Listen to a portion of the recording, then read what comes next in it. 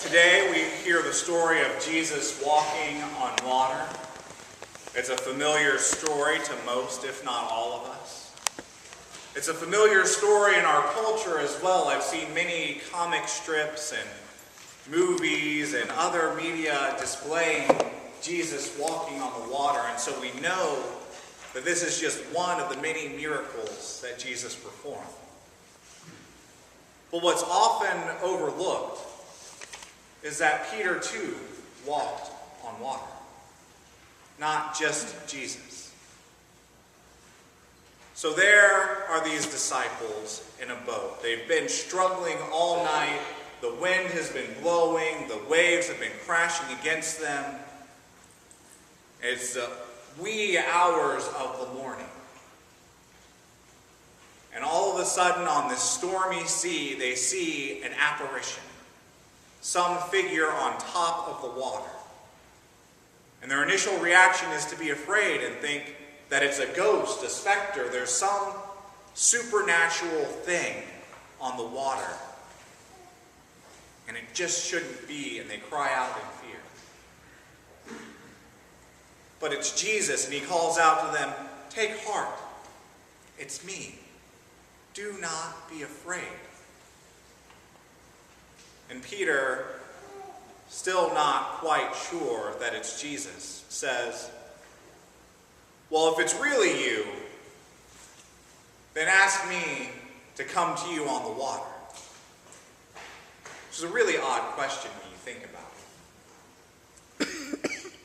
But they'd already had a lesson from Jesus about faith. Earlier in Matthew's gospel, he told them, if you have faith the size of a mustard seed, you could say to this mulberry bush, uproot yourself and go plant yourself in the ocean, and it would obey you. So here's Peter saying, I'm going to put this faith thing to the test. Jesus says we can do impossible things if we have faith. So if this is Jesus, and I have faith, and he calls me to him, I can walk on water too. And sure enough, he steps out of the boat and the water actually supports him and he walks towards Jesus. And it's a wonderful Peter moment where Peter has gotten things exactly right. But then comes the other type of Peter moment, which is why I love Peter so much, because he always goes back and forth from getting things completely right to completely wrong. And oftentimes does so in rapid succession. So here he is walking on water, actual proof that it can be done, that he can do this. But then he notices the wind blowing. And he has a Wile E. Coyote walking off of a cliff moment, where he looks down and says, "Oh, I shouldn't be on top of this water, I should be under the water." And he starts to sink. And then he cries out, and not just any cry. He doesn't say, "Help." He doesn't say, "Oh no." He doesn't scream out an expletive. He looks to Jesus and says, "Lord, save me." And we remember Jesus saying, "You of little faith, why did you doubt?" But we often skip over the fact that Jesus first reached out his hand and caught Peter. He didn't say, "Well, let that be a lesson to you next time. I told you you could do impossible things, and you were doing an impossible thing, and then you just gave up. What's wrong with you?" But he first catches Peter and makes sure that Peter is safe. Only then does he ask, "Why did you doubt?" You know, I identify with Peter so much because I see myself going back and forth, sometimes in rapid succession, from getting things completely right to completely wrong. But I think this gospel is a lesson for us, that we too can walk on water. We too can do impossible things if we allow Jesus to be with us. We listen for that voice.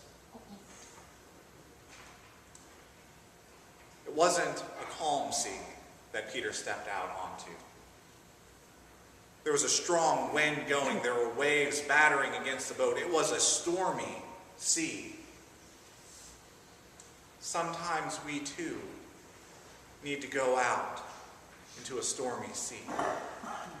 Sometimes we too need to leave that place that we think is the safest place for us and go to the place where we see more danger in order to be where Jesus wants us to be.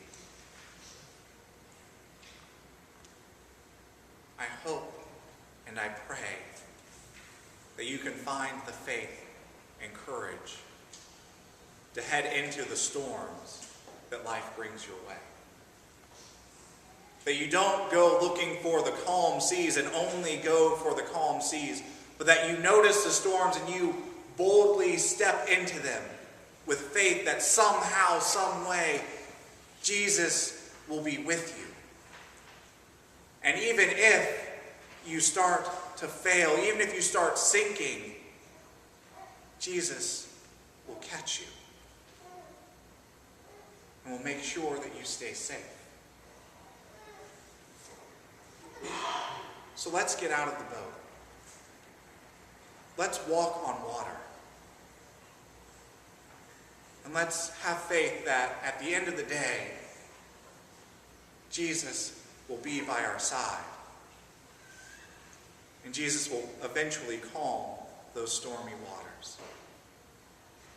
And we will know the peace that is intended for us. Amen. It takes actually a lot of practice, a lot of focus. I think if you don't actually believe that you're going to walk on that water, it's not going to happen for you.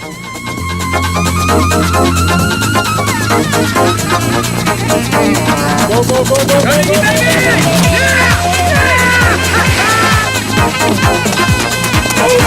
Yeah!